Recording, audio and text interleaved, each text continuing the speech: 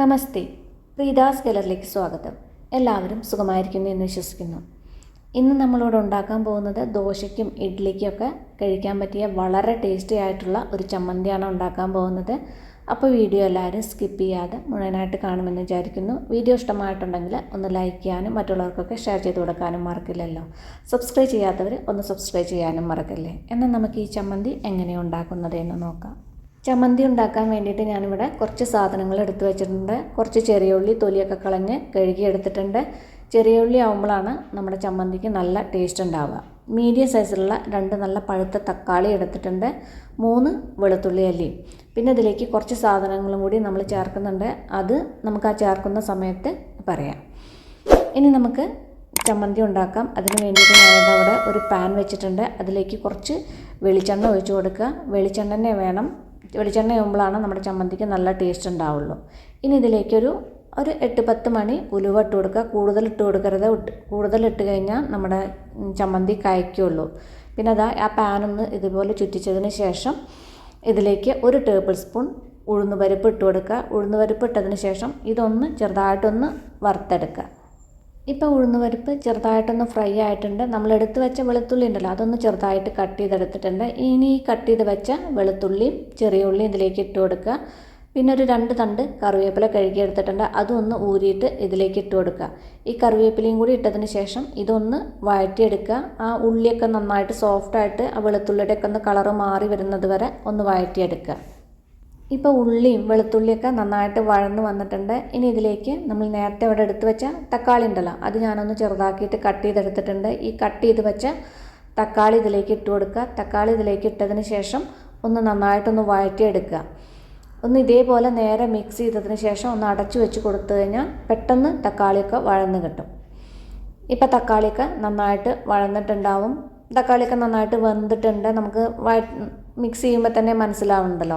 ഇനി ഇതുപോലെ ചെറുതായിട്ടൊന്ന് ഉടച്ചു കൊടുക്കുക. മുഴുവനായിട്ടൊന്നും ഉടയ്ക്കേണ്ട ആവശ്യമില്ല. ഇതുപോലെ ചെറുതായിട്ടൊന്ന് ഉടച്ചു കൊടുക്കുക. ഇനി ഇതിലേക്ക് ഒരു 2 ടേബിൾ സ്പൂൺ പൊട്ടുകടല ഇതിലേക്ക് ഇട്ട് കൊടുക്കുക. പൊട്ടുകടല ചേർക്കുമ്പോൾ നമ്മുടെ ചമ്മന്തിയിൽ കൂടുതൽ വെള്ളം ഒഴിച്ചാലും നല്ല തിക്കായിട്ട് ചമ്മന്തി കിട്ടും. നല്ല തിക്നെസ്സിന് വേണ്ടിയിട്ടാണ് പൊട്ടുകടല ചേർക്കുന്നത്. പിന്നെ നല്ലൊരു ടേസ്റ്റുമാണ്. പൊട്ടുകടല ഇട്ടതിന് ശേഷം ഇത് നേരെ ഒന്ന് മിക്സ് ചെയ്തെടുക്കുക. പിന്നെ ഒരുപാട് വഴറ്റേണ്ട ആവശ്യമില്ല. ഇനി ഞാനിതിലേക്ക് ചേർക്കുന്നത് മുളക് പൊടിയാണ്. മുളക് പൊടി ഒരു 2-2.5 ടീസ്പൂൺ കാശ്മീരി ചില്ലി പൗഡറാണ് ഇട്ട് കൊടുക്കുന്നത്. ഇനി നിങ്ങൾ മുളകാണ് ചേർക്കുന്നതെങ്കിൽ നേരത്തെ മുളക് വറുത്തെടുത്ത് വെക്കണം. മുളക് പൊടി ആയതുകൊണ്ടാണ് ഇത് ലാസ്റ്റിൽ ചേർക്കുന്നത്. മുളക് പൊടി ഇട്ടതിന് ശേഷം ഇത് നന്നായിട്ടൊന്ന് വഴറ്റിയെടുക്കുക. മുളക് പൊടിയുടെ റോസ്മെല്ലൊക്കെ ഒന്ന് മാറി വരുന്നത് വരെ വഴറ്റിയെടുക്കുക. ഇപ്പോൾ മുളക് പൊടിയുടെ റോസ്മെല്ലൊക്കെ മാറിയിട്ടുണ്ട്. ഇനി സ്റ്റവ് ഓഫ് ചെയ്തിട്ട് ഇതൊന്ന് തണുക്കാൻ വയ്ക്കുക. ഇനി നമുക്ക് ചമ്മന്തി അരച്ചെടുക്കാൻ വേണ്ടിയിട്ട് മിക്സിയുടെ ഒരു ജാർ എടുത്തിട്ട് അതിലേക്ക് ഇപ്പോൾ നമ്മൾ ഈ വഴറ്റി വെച്ച തക്കാളി ഉള്ളിയൊക്കെ നന്നായിട്ട് തണുത്തിട്ടുണ്ട്. അത് ഇതിലേക്ക് ഇട്ട് കൊടുക്കുക. മുഴുവനായിട്ട് ഇതിലേക്കുള്ള പകുതിയാണ് ചേർക്കണുള്ളൂ. പിന്നെ അതിലേക്ക് കുറച്ച് വെള്ളം ഒഴിക്കുക. വെള്ളം ഒഴിച്ചിട്ട് നന്നായിട്ടൊന്ന് അരച്ചെടുക്കുക. ഒരുപാട് വെള്ളം വേണ്ട, തക്കാളിയല്ലേ.